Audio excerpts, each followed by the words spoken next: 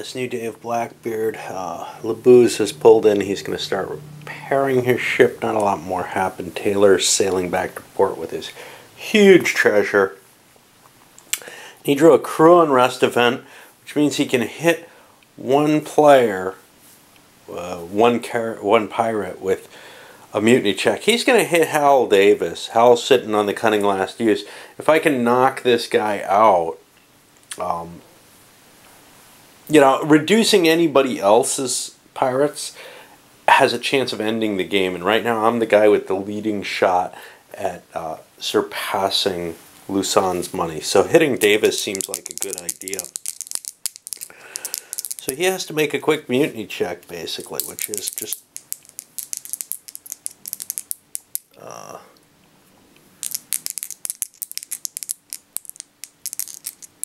he has to roll under his leadership. And that is actually under. The only time your safe haven counts on a mutiny, not that he has one, is if you roll exactly equal. So with a leadership of 5, he's pretty safe actually. Okay, but he is lost. He does not have an opportunity to avoid it because he's got the cunning last use. That's going to go back in the pot. And he's out of the game. All he can do from now on is play with King's Commissioners.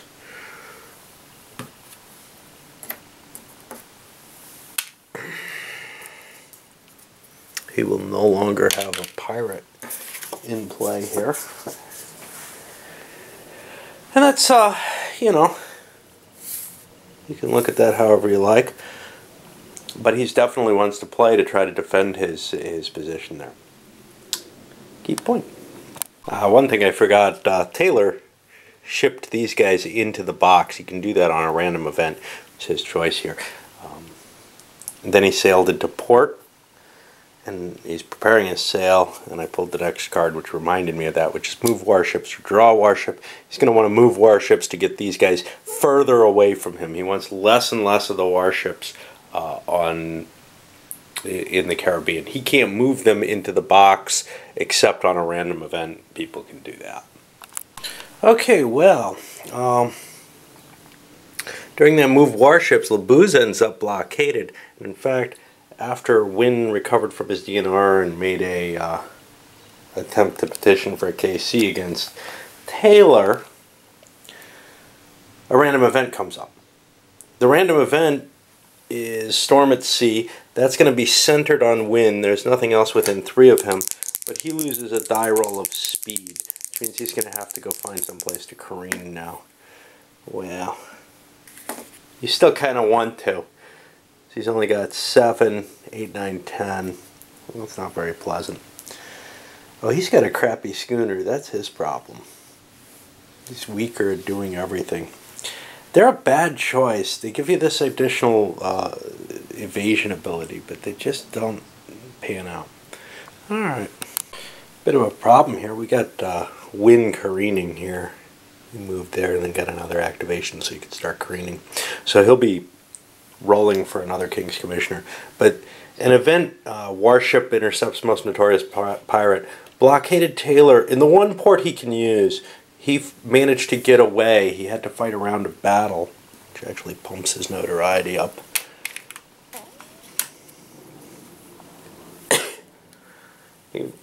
But this is the only place he could sell at full value. So now he's going to have to, he looks like, go to a pirate haven, or else he could work his way to the Indian Ocean. But that's kind of dangerous. He'd have to negotiate with Horngold to not be in the same space as him. Of course, he is Horngold. And he'd have to give up a lot of turns traveling that way. Sometimes it's worth it, because there really is nothing here. If a King's Pardon came up, it would be cool for him. But as it is, he's not going to have an easy time making the money victory. Those pirate havens are kind of helpful to him, though. on the other side in terms of being able to repair at them. There is one over here. I don't know. But if he's the only person over here, they might arrange to close it down with a warship and a KC. And KCs are becoming more and more part of the game, but not that one. Oh, I screwed up. I did a KC roll when I shouldn't have done one.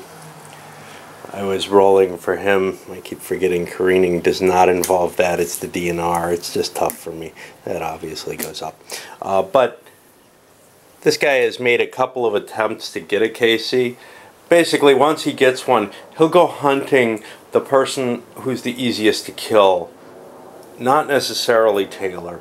Taylor's not really close enough yet.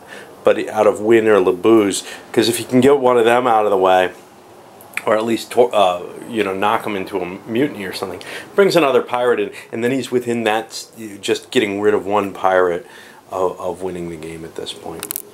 Well, player 2 did eventually get a King's Commissioner there, Thomas Matthews, not the one he liked Ogle better. Ogle's a little bit faster, and the only ship out there, yeah, it's not terribly fast, but it's not all that huge either, so probably a lighter, quicker one's still better. But the bad effect was that came from a random event. So Labuse over here, he's running way down. He's almost at the point of mutiny. Now he has a decent leadership at 3, and has not used cunning, but this could force him to take the cunning last use marker, which isn't in play again. Exciting set of card play. Now, this is one of those places where timing of events would matter if you cared about it, but to tell you the truth, I don't feel like it's worth looking up in this game, and so I just left it up to the active player to decide how the timing went. It wouldn't matter too much, but it could matter.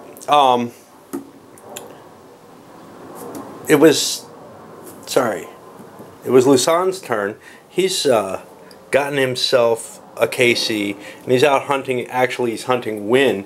He doesn't care as much about Taylor because Taylor has 2 remaining pirates. So hunting Taylor down, even though he's got this huge value and may start coming close to this, is less a way to end the game. So it feels more, I mean, he'll take a shot at Taylor if he can, but he's aiming more at getting either Wynn or Labuse. But then he draws a crew unrest event. Now, this is the two things. When does the effect of the random events card being drawn take place, and when does the event itself take place? And I don't want to try to puzzle that out. I don't think it's even in the rules. Somebody may have added it to one of these play charts, but I'm not sure how much I believe it. So I'll just leave it up to the phasing player. And what he chose to do was to trigger the event itself on Wynn. It worked. Wynn tried to use cunning. It still worked. So Wynn has been deposed. We're going to have a new dude in there. But his notoriety and wealth and attack history and all that are going to be gone. He's just still got a full hold there. There'll be a new ship there. And that'll be his 3rd ship. Then we go to Labuse, who had the same issue because he's blockaded in port there. He managed to use his cunning. He failed the first time. He actually got a draw the first time, which means he would have been allowed to go free. But he succeeded the second time, so he's still alive.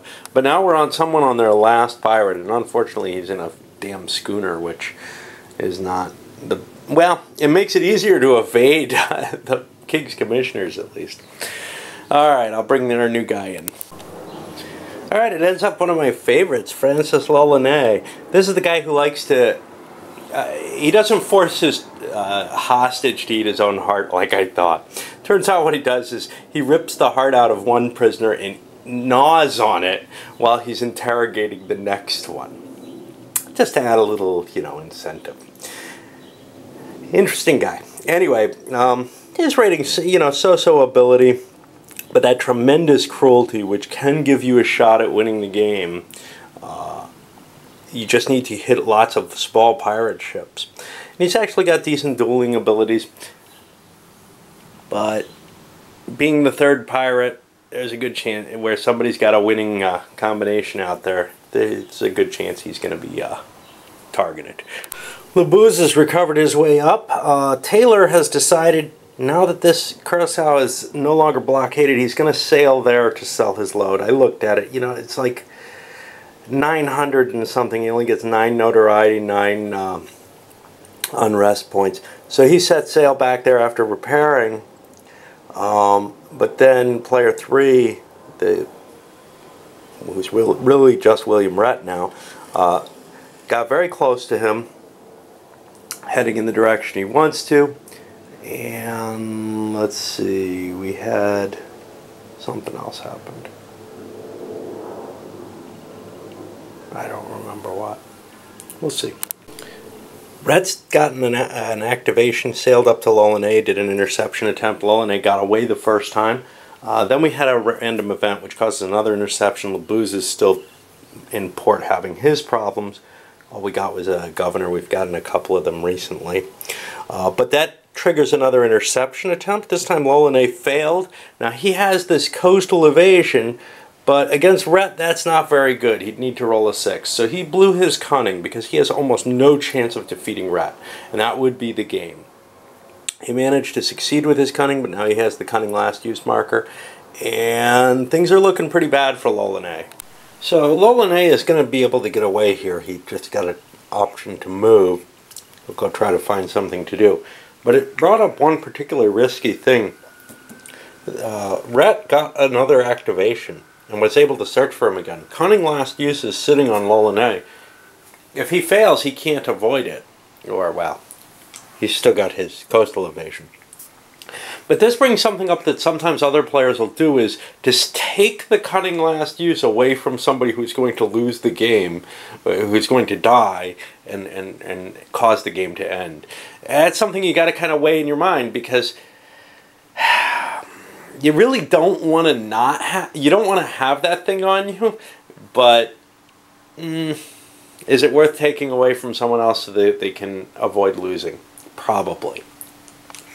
Taking that thought into mind, Rhett managed to get the movement. I'm going to put the last mover on him. He sailed over to Taylor. Now, Taylor failed the interception attempt.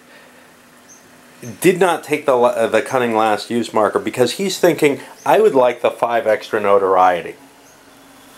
This is a fight where Taylor's got the slight disadvantage. He's rolled off twice. He's at a -1 and tied both times. So both he and Rhett have taken injuries. He didn't want to do a re-roll. Maybe one of those times would have made sense. Both of them have taken damage, not injuries. They have a chance of taking injuries. But I figured I'd zoom in on this and play this fight out just to see what happens here. It's just like a normal naval combat. Taylor's got a -1 to the die roll because he's got 8 combat and 4 ability. His speed doesn't count in here. That's 12. But actually now he's down to 6 combat and 4 ability is 10. Oh, Rhett's down to a 9 because he's dropping faster. So actually Taylor's at a +1 at this point. Probably last time Taylor won. We'll see. So Taylor gets an 11. And Rhett gets a 6. That does 5 points of damage. 1, 2, 3, 4, 5. You know, honestly, I want to finish him off. I've got big advantage on him here. So I'll keep fighting. I'm at 6-10 to 3. That gives me a 7. There's no cunning for these guys, so I can't force them to use the cunning last use. So +7 for me now. That's an 18. Oh, I forgot to take the loss on this. And I should be rolling some casualties. Okay, so I take another loss, and this is sunk. Let me roll some casualties for Taylor. He's taken 2 shots. Okay, we'll say in the last one he got a wound. And we'll see what that's going to be. Oh boy, he lost an eye. That is, I believe, a crippled effect. And we kind of have no way of writing these down, of marking these with the game materials either. You have to write some of this down. He's crippled. He's got a -3 to everything, but this is going to affect him for his cruelty and other things once he heals. However, he did wipe out this KC. I want to see. I don't think I've seen this before. I want to see if there's any special effect to killing a KC.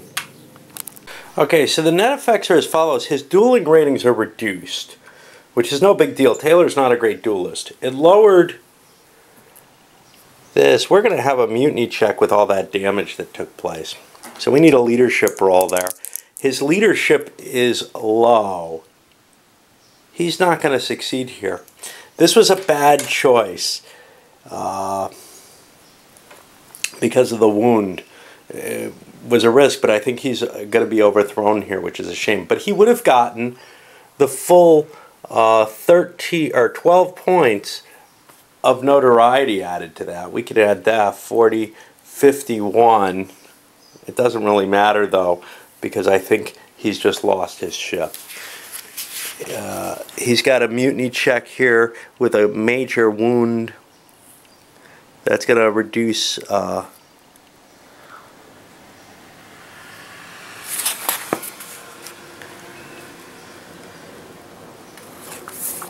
yeah, that reduced all rating except cruelty by 3. So he's got a 0. He's got no chance of succeeding. And that's the end for Taylor. That's a shame. Taylor's kind of a nice pirate. He was the best one out there. They're just going to maroon him or leave him to rot or whatever. Oh well. Let's see who we end up with. Wait a minute. Let's not. Let's use my cunning and see if I can roll something other than a 1. Yay, I didn't get injured.